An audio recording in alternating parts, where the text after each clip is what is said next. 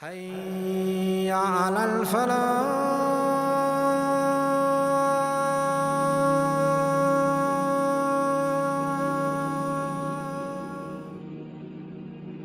So you started your Ramadan with a bang and lost the enthusiasm and zeal to carry with the same energy after a week or so. Fret not. You're not alone. Many people start off Ramadan with lofty ambitions and goals, only to find themselves slacking off midway due to various reasons, ranging from not planning ahead to losing the motivation and drive to continue. If you're struggling with decreased motivation and want to make the best of Ramadan in the last few days, watch on. It's never too late. Remember, Ramadan isn't over until it's actually over. Last few days is still a lot of time for you to make up for what you've missed. Since the last 10 days have a prestigious position during the blessed month, because Laylatul Qadr could fall on any of the odd nights. Ubay bin Ka'b says in a hadith, by Allah, I know about Laylatul Qadr, and I know it fully well that it is the 27th night during Ramadan, on which the Messenger of Allah, peace be upon him, commanded us to observe prayer. So don't give up. There's still time. It is increasingly essential for you to focus on what you can do, rather than brooding over what has already happened.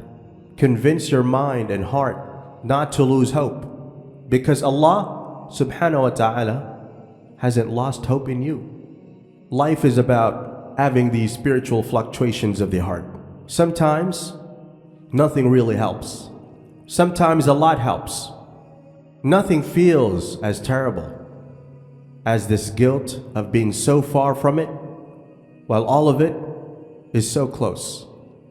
Not feeling like picking up the Quran while it is just there in the shelf beside you.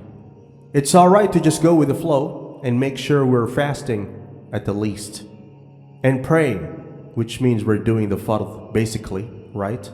It doesn't matter if we aren't at par with those striving to fulfill the Ramadan goals, read their dua lists, etc., etc. Yeah, it's fine.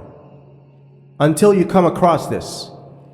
It was narrated from Abu Hurairah radiallahu anhu that the Messenger of Allah sallallahu alaihi wasallam ascended the minbar and said, Ameen, Ameen, Ameen.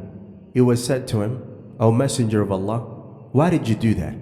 He said, Jibreel said to me, may Allah rub his nose in the dust, that person who Ramadan comes and his sins are not forgiven. And I said, Ameen. Then he said, may Allah rub his nose in the dust, that person who lives to see his parents grow old, one or both of them, but does not enter paradise. And I said, Ameen. Then he said, may Allah rub his nose in the dust, that person in whose presence you are mentioned, and he does not send blessings upon you. And I said, Ameen. This hadith made me shudder with all my bones, shaken, leaving me remorseful till today. Then I think of those days of Ramadans when I messed up. What a powerful dua has been prayed upon against someone like me by not only the Prophet ﷺ himself, but also by Angel Jibreel alayhi salam. But alhamdulillah, what's beautiful about feeling your iman is low or your heart is dead is simply the fact that you're still aware of the state of your heart, no matter how depressingly low. And that means there is that burning light inside you that's ready to flare up, inshallah. Hang in there. It's like sunlight on a cold winter day. The 4-step game change. 1. Refine your intentions. If you're planning to speed up your process of completing your goals during the last 10 days to show off to your friends or family, you are fundamentally going wrong. Always do your deeds with the right intentions. and that involves beginning a deed with the intention to please Allah alone. Remember, you will be rewarded for your righteous intentions, even if you're not able to complete the task. So purify your intentions and renew them every single time. Oftentimes, people are in a hurry to achieve too many things. In the race for everything, suddenly, the momentum goes down, leading to achieving nothing in the end. For some, it works. For some, it doesn't. Don't focus on what others are achieving. Just focus on your growth and achievements. Start with 10 minutes of Quran and build it up from there. Allah loves those deeds, even if small, are consistent. So keep your intentions to grow closer to Him, and inshallah, it'll make a huge difference. Knowing the state of our heart and mind, not feeling like doing anything, focus on just one goal, perhaps simply to remember Allah often, and that's it, in whichever action you carry out throughout the day. For example, simply sitting with your parents with the intention of giving them company, or helping your mom for iftar with an intention to please Allah, forgiving someone who wronged you and didn't apologize. Basically, doing little normal day-to-day tasks with consciousness in the heart, thinking, how shall I make this act beloved to Allah, will suffice to bring a huge change, inshallah, at the end of the month. Isn't that what Allah says Ramadan is about? Attaining taqwa. And when we are focused on gaining His love in all of our deeds, aren't we slowly building up our taqwa? This will sometimes even push you to pick up the Quran in your free time, because by nature, your heart will long for it. By fitrah, that is what your heart yearns for, even if you don't recognize it now. Just trust me on this and try. 2. Dua and repentance. Don't slacken off because your 20 days went wrong. No.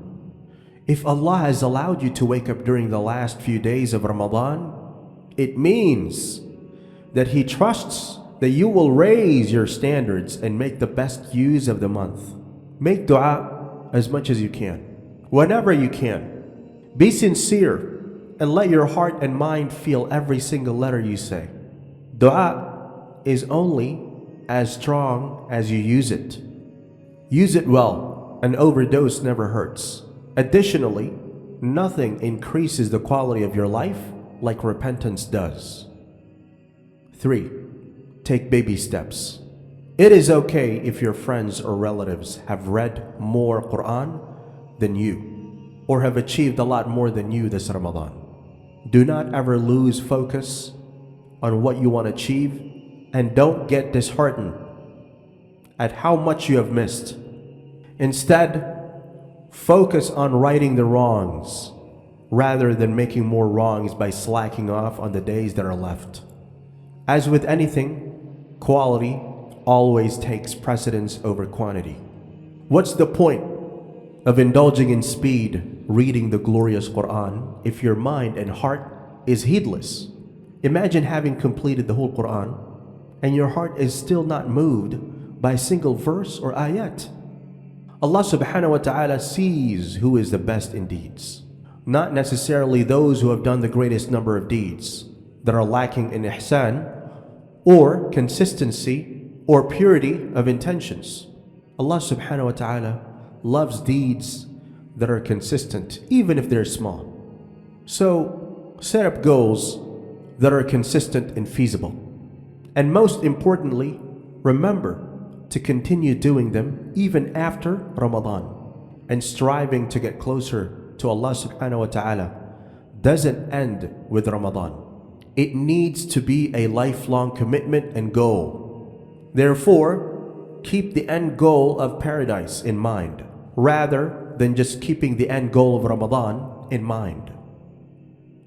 4. Involve others too. It's always nice to have company that would motivate you to reach your goals and pursue them with zeal and enthusiasm when you feel down or out. Additionally, your rewards of deeds get multiplied manifold when you edge others to do good. So don't be selfish and limit your performance of good deeds to yourself. Encourage and push your family members and friends to do the same. Allah subhanahu wa ta'ala will reward you for every act of worship they do because of your persistence. Imagine getting a huge mountain of good deeds just because you gave others an encouraging word or pushed them to reach a higher level of Iman. Aisha tells us, during the last 10 nights of Ramadan, the Prophet, peace be upon him, would tighten his waist belt and spend the night in worship. He would also wake up his family. Give to receive. Nothing increases the barakah and blessings of your life like charity does. It extinguishes sins like water puts out fire. Imagine having a clean book of deeds with no sins against your name. So give, and give some more in charity, since every single act of good deed is multiplied innumerably. What better way to make the best use of the last 10 days than in giving charity? It could be a single dollar in your eyes, but when done sincerely, it could be counted as $1 billion or more in terms of rewards in Allah's eyes. Purify your intentions and give. You might just receive so much more than you ever dreamt of. Charity would be a satisfying way to end Ramadan. Ibn Abbas relates that Allah's Messenger, peace be upon him, was the most generous of all people in doing good. And he was at his most generous during the month of Ramadan. Gabriel used to meet with him every year throughout the month of Ramadan, so the Prophet could recite the Quran to him.